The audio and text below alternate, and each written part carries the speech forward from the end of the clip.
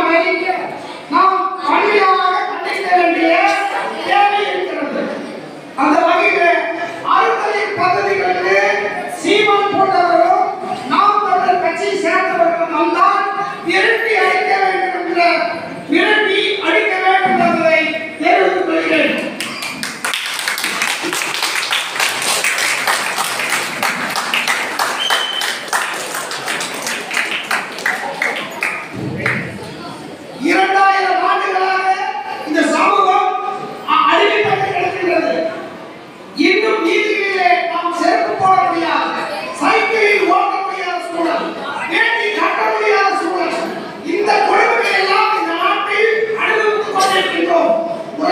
அம்பேத்கரும் தந்தை பெரியாரும் தொடர்ந்து இந்த மக்களுக்கான விடுதலையை வென்றெடுப்பதன் மூலம் ஒரு சில பகுதியில் நாம் தீண்டாமையை நாம் இன்னும் அளவுக்கு கொண்டுதான் இருக்கின்றோம்.